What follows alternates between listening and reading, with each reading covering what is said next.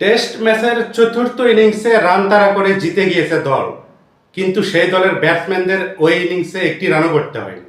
এটা কি সম্ভব? হ্যাঁ, সম্ভব। চলুন জেনে নেওয়া যাক ঘটনা। 1983 সালে ভারতের বিপক্ষে ব্রিজটাউন টেস্টে জয়ের জন্য ওয়েস্ট ইন্ডিজের টার্গেট ছিল মাত্র 1 রানের। ভারতীয় অধিনায়ক কপিল দেব বল তুলে দেন সৈয়দ কিরমানির হাতে, যিনি মূলত কিপার।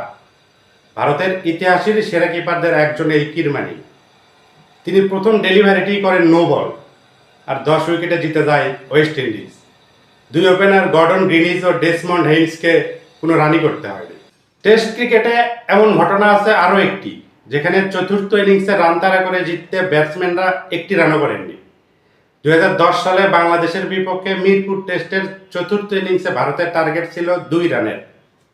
সাকিব আল হাসানের প্রথম বল তেড়ে ফুরে খেলতে গিয়ে ব্যাটে লাগাতে পারেননি বীরেন্দর সেহবাগ। পরের বলও মিস করেন তিনি, কিন্তু কিপার মুশফিকুর রহিমের 2 পায়ের ফাঁক গলে বল চলে যায় পিছনে। বাইরে থেকে 2 রান নিয়ে জয় নিশ্চিত করেন সেহবাগ। আর এটা তো সবারই জানা, বাই কিংবা লেগ বাই থেকে নেওয়া কোনো রান ব্যাটসম্যানের খাতায় যোগ হয় না কখনোই।